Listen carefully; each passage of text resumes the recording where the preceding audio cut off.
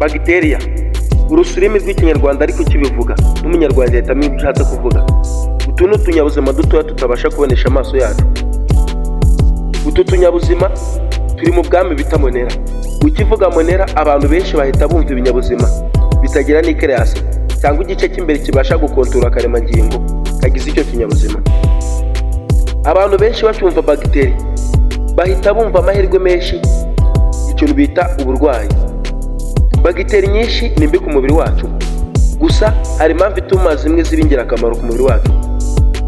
Bagiteri nyinshi ahantu hose wagenda wazihasanga: mu mwuka duhumeka, mu biryo turya, mu mazi tunywa. Noneho ubutaka duto tugendaho duhingamo bukonteyinize cyangwa burimo amabiliyoni n'amabiliyoni ya bagiteri. Mu mubiri wacu ho ni intaho y'amamiliyari n'amamiliyari ya bagiteri. Gusibuka ko hari bagiteri z'ingirakamaro ku mubiri wacu. Ni gute se bagiteri z'ingirakamaro ku mubiri wacu? Mu igogorwa ry'ibiryo ku binyabuzima cyangwa ku nyamaswa z'indyabyatsi, ziba zikeneye gucagagura amasukari aba ari muri bya byatsi. Gusa izi bagiteri ziba ziri mu muhogo w'ibyo binyabuzima zigira uruhare mu itangwa ry'imisemburo bita selulose, ugira uruhare mu gucagaguramo ya sukari. Gusa bagiteri zose kuba bafite ubwo bushobozi n'ubushakashatsi babasha kuzireba, ntabwo zigaragara mu ishusho imwe, nta nubwo zisa. Hari ziba zisa nk'utuzeru, izisa nka spherical, izisa nk'utugiga. Gusa kandi nanone izi bagiteri zifite ubushobozi bwo kugenda zikavana hamwe zikajya ahandi.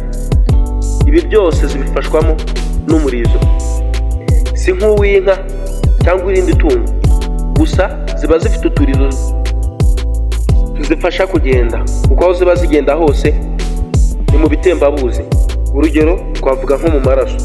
Gusa izi bagiteri zifite ubushobozi ndetse n'amahirwe menshi ndetse n'uburyo bwo kuba zibarukamo mu gihe gito cyane. Bagiteri imwe ishobora guhura n'indi, ako kanya byahuza genetic material zazo zigahita zitanga indi.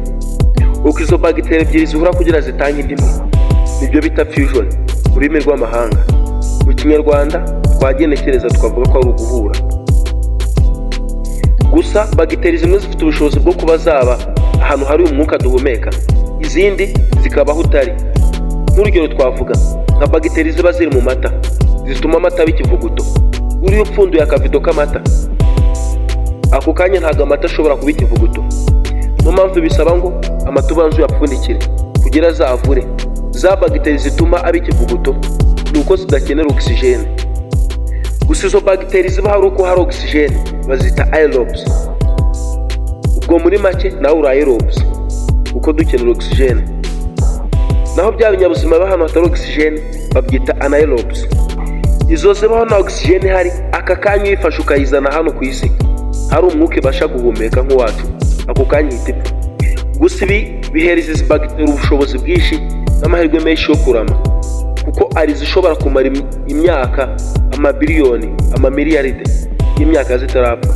Gusa izi ngizi ziboneka ahantu hakunda gushyuha nko mu mashyuza, mu biyaga bibamo imyunyu ndetse no mu bishanga bikunda gushyuha. Ndetse hari n'izindi usanga ziri mwariya mara matoya y'inka. Impamvu nta yindi ni uko aho hantu oxygene kuhagera biba bigoranye. Gusa buri bagiteri zose zigira uburyo bubaho, ariko inyinshi zibongamirwa n'ubushyuhe. Niyo mpamvu batugira inama ndetse bakanadushishikariza kurya ibiryo bishyushye. Ibiryo bishyushye nta kuntu bagiteri ziba zibasha kuhashyika, kuko zitinya ubushyuhe, nihageze ihita ipfa. Ibi bisa neza nk'aho ibiryo byawe byahoze cyangwa ubushyuhe bwari burimo butangiye kugabanuka, biba biri guhereza amahirwe menshi za bagiteri bataka bya biryo. Kandi ubwo iyo zabigezemo niko zitangira kwibaruka zikagenda ziyongera, kandi uko ziyongera niko zizana n'umwuka mubi muri bya biryo, bikatangira bikanuka cyangwa kugaga. Gusa wakibaza ati ibiryo byagaze uramutse ubifashe ukabishyushya wa munuko kuki utavamo? Ndagira ngo nkubwire ati ushyushya ibiryo byagaze kugira ngo za bagiteri zirimo zipfe, ariko umunuko ntiwashya.